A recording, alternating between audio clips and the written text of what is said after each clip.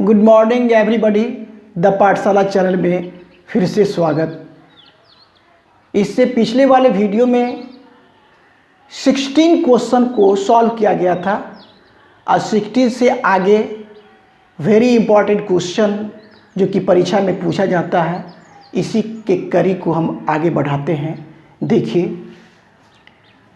देखने की बात यह है, यहाँ पर देखिए 17 नंबर का क्वेश्चन दिया 1.12 डबल 112 ट्रिपल 12 फिर 412 डॉट इस प्रकार से ये बढ़ता है। तो इसमें इस संख्या को देखने से लगता है कि न टर्मिनेट होगा, न खत्म होगा, न रिपीटिव होगा। तो वैसा संख्या जो न खत्म हो और न रिपीट हो, ये न ख़त्म हो, न टर्मिनेट हो, न रिपीट हो, कि लेकिन चलता हुआ रहे, तो इस संख्या को हम क्या कहते हैं? अपरिमेय संख्या। तो इसका ऑप्शन नंबर ख नंबर का क्वेश्चन, ख नंबर इसका आंसर हुआ। फिर देखिए, निम्नलिखित में कौन अपरिमेय नहीं है? निम्नलिखित में कौन अपरिमेय नहीं है? इसका मतलब है कि हमको खोजना है कि कौन परिमेय संख्या है। तो देखते हैं, इसमें क में देखते हैं कि √7 रूट के भीतर में अभाज्य संख्या है। तो हम जानते हैं कि रूट के भीतर और अभाज्य संख्या होता है तो वो हो जाता अपरिमेय संख्या। फिर यहाँ भी देखते हैं रूट के भीतर और यहाँ भी देखते हैं दोनों में अभाज्य संख्या है, तो ये भी आपका हो जाएगा अपरिमेय संख्या। और यहाँ भी ग में वही बात। अब घ को चेक करते हैं। घ में देखते हैं दिया हुआ क्या है कि रूट कितना दिया? 75 दिया। √75 बट्टा √48 है। अब इसको चेक करते हैं, तो इसको हम ऐसे लिख सकते हैं, पूरे रूट में करके 75/48 लिख सकते हैं। अब काट लेते हैं, 3 से 3 इकाई 3, 1 आया, 3 6 18, फिर 3 दूना 6 और एक हासिल रहा तो 1 15, तो 3 5 15, यानी कि आपका आ गया कितना? 25/16, जो कि रूट से निकल जाएगा। 5 5 जा 25 होता तो 5/4 4 जा 16 होता 4, यानी ये फ्रैक्शन के रूप में p/q के रूप में आया। इसीलिए ये ऑप्शन इसका सही हो जाएगा। निम्नलिखित में कौन अपरिमेय नहीं है? तो ये जो संख्या है अपरिमेय नहीं है। चलिए, ये यहाँ तक स्पष्ट हो गया। अब देखिए, निम्न में कौन परिमेय संख्या है? देखिए 19 में ये रूट के भीतर अभाज्य संख्या है तो नहीं होगा। और ये देखिए √2 और √2 कट जाएगा तो 2 आएगा। 2 क्या हो गया? पूर्णांक हो गया। पूर्णांक क्या होता है? सभी पूर्णांक क्या परिमेय संख्या होते हैं। तो ये आपका ऑप्शन ये घ सही हो गया। फिर देखिए, किसी धनात्मक पूर्णांक a तथा b के लिए ab का महत्तम समावर्तक गुने ab का लघुत्तम समावर्तक निम्नलिखित में किसके बराबर होगा? तो ये फॉर्मूला पर है कि दो संख्याओं का गुणनफल, यानी कि दो संख्याओं का गुणनफल a गुने b, दो संख्या मान लेते हैं पूर्णांक, दो पूर्णांक a और b, दोनों संख्याओं का गुणनफल क्या होता है? इसी दोनों संख्या के महत्तम समावर्तक गुने क्या होता है? लघुत्तम समावर्तक के बराबर होता है। यानी मेरा ये ऑप्शन वाला सही होगा। तो देख लीजिए, ये सही हो गया, ग नंबर सही हो गया। ठीक है, अब आगे बढ़ते हैं। देखिए, फिर देखिए, निम्नलिखित में कौन सी संख्या अपरिमेय है?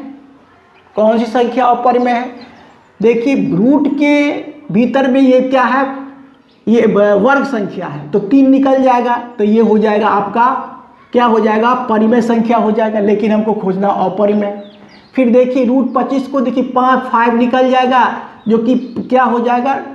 पूर्णांक हो गया, तो वो भी परिमेय संख्या हो गया। ये √49 है तो 7 निकल जाएगा, जो पूर्णांक है, कि ये भी क्या हो जाएगा आपका? परिमेय संख्या। और रूट में 20 है जो कि निकल नहीं पाएगा, और ये क्या है? ये आपका हो जाएगा अपरिमेय संख्या, क्योंकि अगर हम 20 को 20 को अगर खंड करते हैं तो दो दाही 20 और फिर 2 से 2 पंचे 10, यानी हमको निकलेगा 2√5। तो एक परिमेय और एक अपरिमेय संख्या का गुणनफल भी क्या होता है, अपरिमेय संख्या होता है। तो ये ऑप्शन नंबर ये आपका ख सही हो गया इसका। ठीक है, निम्नलिखित में π/2 कौन सी संख्या है?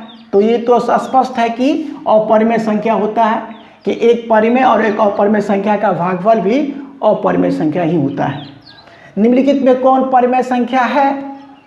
परिमेय संख्या देखिए ऐसे 7 निकल जाएगा, 49 है 7 निकलेगा, यहाँ पर 8 निकल जाएगा, क्योंकि 7 में 7 से गुना करेंगे तो 49 होगा और 8 में 8 से गुना करेंगे तो 64 होगा, यानी 7/8 निकल जाएगा, यानी ये आपका हो जाएगा परिमेय संख्या। निम्नलिखित में कौन यौगिक संख्या है? यौगिक संख्या यानी कौन एक यौगिक संख्या ही आपका क्या कहलाता है? भाज्य संख्या कहलाता है। और भाज्य संख्या के क्या होना चाहिए? 2 से अधिक गुणनखंड होना चाहिए। इसका देखते हैं 1 और 11 ही होगा। इसमें देखते हैं, इसमें देखिए 31 को देखिए, 31 और 41, इसका भी 1 से लगेगा और 31 से लगेगा, इसमें भी 1 से लगेगा और 41 से ही लगेगा। लेकिन इसमें क्या होगा कि 1 से 2 से ज़्यादा लगेगा, 1 से लगेगा और 3 से लगेगा और 21 से भी लगेगा और 7 से भी लगेगा, यानी आपका ये आपका यौगिक संख्या हुआ। फिर ठीक है, अब देखिए अब देखिए 156 के अभाज्य गुणनखंड में 2 का घातांक क्या है? बहुत ही पूछा जाता है ये क्वेश्चन, अब बिल्कुल इजी है।